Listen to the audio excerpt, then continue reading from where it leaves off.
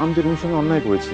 আমি না বুঝে না জেনে অন্যায় করেছি, কিন্তু কিন্তু বিশ্বাস করো, আমি রুমিকে আগে বিয়ে করেছি। তারপর আমি মিষ্টিকে বিয়ে করতে বাধ্য হয়েছি। ওরা জানতো না তুমি বিবাহিত? আমি ওদের জানিয়েছিলাম, কিন্তু তাতে কোনো লাভ হয়নি। আসলে আসলে ওদের চাওয়াটা একটু অন্যরকম ছিল। আমার স্ত্রী রুমিই থাকবে। এই বাচ্চাটাই কি টিনা? হ্যাঁ।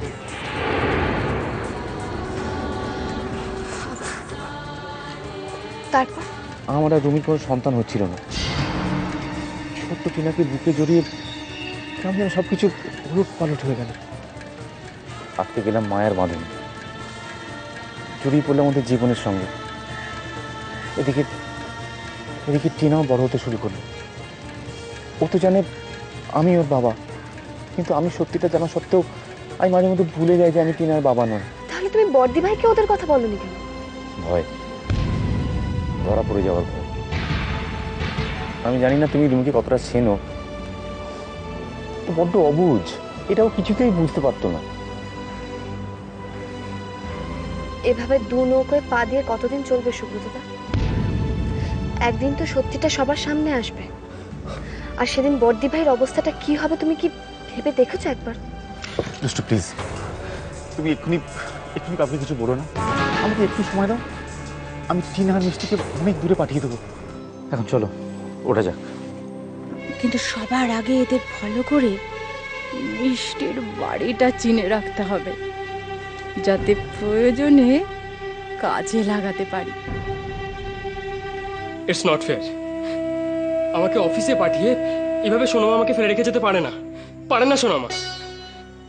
শুভ, আমি কোথাও যাচ্ছি না বাবা, শুধু আমার শরীরটা যাচ্ছে, আমার মনটা এখানেই থাকছে। তাহলে যাচ্ছ কেন আমাকে তুমি ছেড়ে? কি দরকার তোমার? শুভ, আমি তোমাদের কাজের লোক নই। আমার কি কোনো স্বাধীনতা নেই? যাও, আমাকে ছেড়ে চলে যাও। অফিস থেকে ফিরে এসে তোমাকে দেখতে পাবো তো? আমি দুপুরে চলে যাব।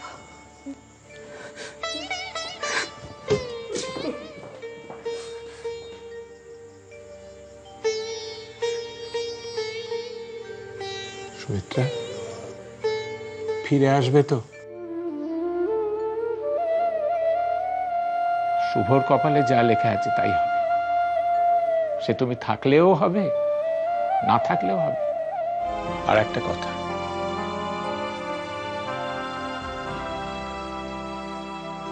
গুরুদেবকে নিয়ে সবসময় এমন মিথ্যে বলো না সুমিত্রা। এবার তিনি জানেন তুমি কতটা নিরুপায়, তাই হয়তো। আমি সব বুঝি সুমিত্রা, সব বুঝি। শুভর কাতর মিনতি তোমাকে ছুঁলো না। তোমার গুরুদেব তোমার কাছে এত বড় নয়,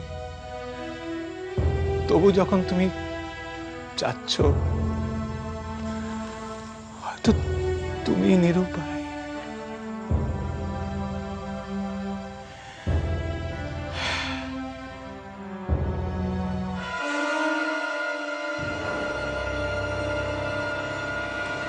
এই দাঁড়া ভাই, দাঁড়া।